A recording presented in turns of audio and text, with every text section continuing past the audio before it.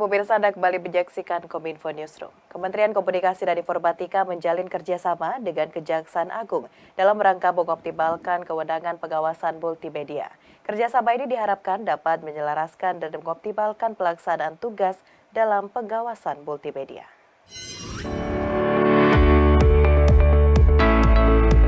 Kementerian Komunikasi dan Informatika dan Kejaksaan Agung sepakat untuk bekerja sama dalam pengawasan multimedia dan koordinasi data dan informasi. Perjanjian kerjasama ini ditandatangani oleh Jaksa Agung Muda Bidang Intelijen, Amirianto, dan Direktur Jenderal Aplikasi Informatika Kominfo, Samuel Pangerepan di kantor Kominfo Jakarta. Direktur Jenderal Aplikasi Informatika Kemenkominfo, Samuel Abrijani Pangerepan, dalam sambutannya meminta semua pihak untuk dapat bekerja sama menjaga ruang digital.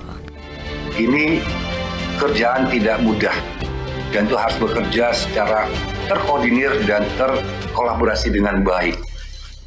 Makanya kami sangat menyambut baik dari kerjasama ini karena nggak bisa Kominfo sebagai pengampu ruang digital bekerja sendirian karena memang luas sekali ini dan kami perlu bantuan banyak pihak khususnya di sektor-sektor lain bagaimana kita kerja bareng menjagakan kedaulatan wilayah Indonesia. Sedangkan Jaksa Agung Muda Bidang Intelijen, Amirianto, menyampaikan bahwa kerjasama ini dilakukan dalam rangka mengoptimalkan sistem keamanan nasional sejalan dengan Peraturan Presiden Republik Indonesia Nomor 47 Tahun 2023 tentang Strategi Keamanan Siber Nasional dan Manajemen Krisis Siber. Peraturan ini bertujuan untuk menghadapi ancaman dan serangan siber sosial yang semakin meningkat di Indonesia. Kejagung sebagai penyelenggara intelijen penegakan hukum memiliki kewenangan untuk melaksanakan pengawasan multimedia. Pengawasan multimedia ini dilakukan untuk mengetahui ancaman, gangguan, hambatan, dan tantangan dalam permasalahan penegakan hukum serta mengantisipasi pemberitaan negatif yang dapat mempengaruhi kepercayaan publik terhadap institusi kejaksaan. Kerjasama ini diharapkan dapat menyelaraskan dan mengoptimalkan pelaksanaan tugas dalam pengawasan multimedia, termasuk pemanfaatan perangkat,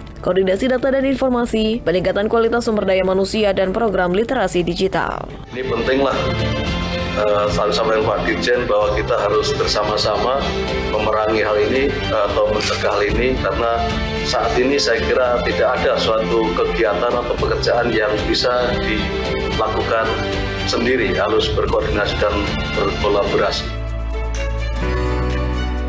Kementerian Komunikasi dan Informatika saat rapat bersama Komisi 1 DPR RI menjelaskan beberapa mekanisme dalam melindungi data para pelanggan nomor seluler yang saat ini jumlahnya mencapai 338 juta pelanggan di Indonesia. Salah satunya menyiapkan aturan Know Your Customer bagi operator seluler untuk menjaga keamanan data masyarakat sebagai pelanggan nomor seluler. Kementerian Komunikasi dan Informatika tengah menyiapkan aturan Know Your Customer atau kenali pelanggan bagi operator seluler sebagai syarat registrasi nomor seluler sehingga memiliki keamanan yang andal. Direktur Jenderal Penyelenggaraan Pos dan Informatika Kemenkominfo Wayantoni Supriyanto saat rapat bersama Komisi 1 DPR RI mengatakan, aturan KYC berlandaskan Peraturan Pemerintah Nomor 46 Tahun 2021. Tentang Pos Telekomunikasi dan Penyiaran serta Peraturan Menteri Komunikasi dan Informatika Nomor 5 Tahun 2021 tentang penyelenggaraan telekomunikasi.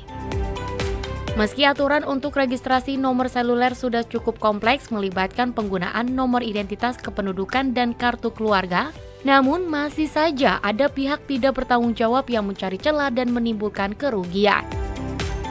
Oleh karena itu diperlukan sistem registrasi lain seperti KYC karena untuk memiliki nomor seluler baru terdapat proses verifikasi yang lebih kompleks dari sebelumnya. Operator seluler akan diwajibkan untuk mengenali pelanggan dengan melakukan registrasi yang bergantung pada data biometrik. Nah, ke depan yang dilakukan untuk mengatasi permasalahan yang ada, Kominfo sedang menyusun rencana penerapan registrasi pelanggan menggunakan data kependudukan biometrik termasuk namun tidak terbatas pada teknologi berupa wajah atau face recognition, fingerprint, dan iris recognition, jadi menggunakan mata. Itu berdasarkan Permen Kominfo nomor 5 tahun 2021 pasal 154 turunan dari Undang-Undang Cipta Kerja dan PP 46 tentang penyelenggaraan pos siar. Saat ini Direktorat Jenderal PPI dalam tahap menyiapkan konsultasi publik untuk menyempurnakan aturan mengenai KYC sebagai syarat registrasi nomor seluler.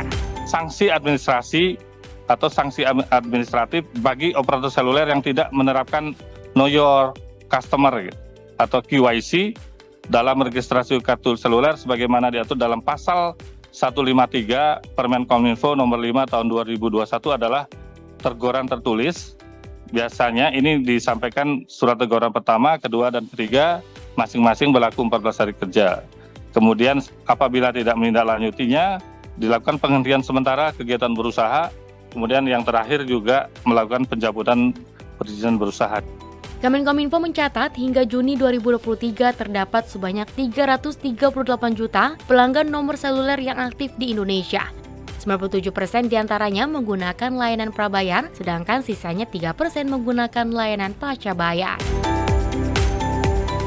Kita ke informasi lainnya, pemirsa. Badan Pengawas Obat dan Makanan terus melakukan pengawasan dan melakukan uji sampling secara ketat sebelum memastikan sebuah produk beredar luas di masyarakat.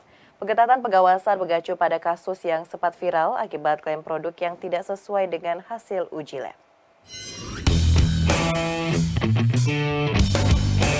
Perlunya peningkatan perlindungan masyarakat dari risiko kesehatan akibat tingginya peredaran produk kosmetik di Indonesia. Badan Pengawas Obat dan Makanan menyelenggarakan kegiatan Forum Peningkatan Literasi Kosmetik Aman di Jakarta pada Rabu 20 September 2023. Reri Indriani, PLT Deputi Bidang Pengawasan Obat Tradisional, Suplemen Kesehatan dan Kosmetik BPOM mengatakan, selama 3 tahun terakhir terdapat 23% iklan promosi kosmetik yang tidak memenuhi ketentuan dengan 77%-nya berasal dari promosi di media online, termasuk e-commerce, media sosial, juga TikTok hingga YouTube. Dengan tingginya minat masyarakat terhadap berbagai produk kecantikan, Reri menekankan untuk tetap memperhatikan isi kandungan produk tersebut.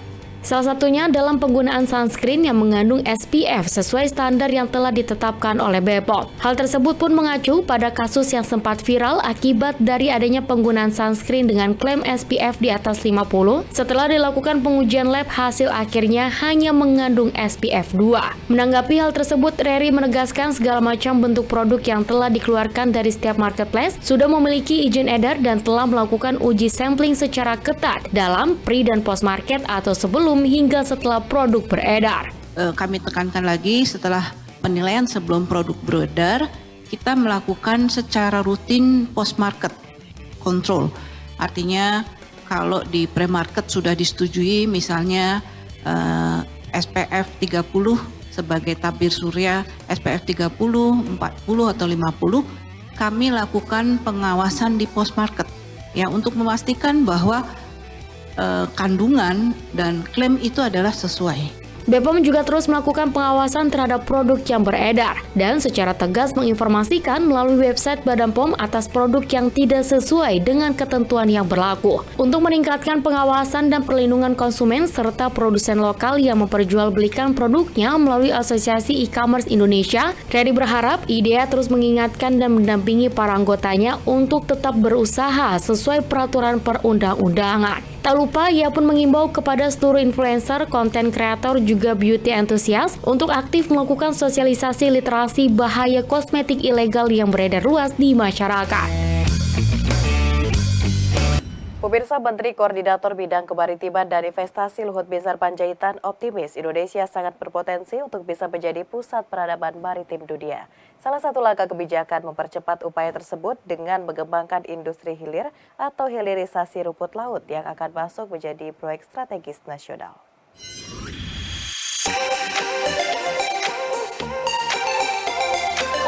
Indonesia memiliki komitmen kuat dalam optimalisasi potensi kelautan untuk mendorong terwujudnya blue economy. Salah satu potensi terbesar adalah pendayagunaan rumput laut. Menteri Koordinator Bidang Kemaritiman dan Investasi Luhut Binsar Panjaitan saat memberikan arahan di seremoni Marine Spatial Planning and Expo 2023 menyampaikan bahwa ketergantungan terhadap pemanfaatan energi fosil akan dikurangi secara bertahap dibarengi dengan peningkatan kemampuan nasional dalam menghasilkan energi bersih yang ramah lingkungan, termasuk mendukung rencana pengembangan biodiesel dan crude oil atau BBM berbasis dengan rumput laut. Luhut optimis Indonesia bisa menjalankan hilirisasi industri pada sektor rumput laut atau seaweed, nikel, tembaga timah, boksit, hingga kelapa sawit. Bahkan hilirisasi rumput laut bisa dibuat menjadi proyek strategis nasional.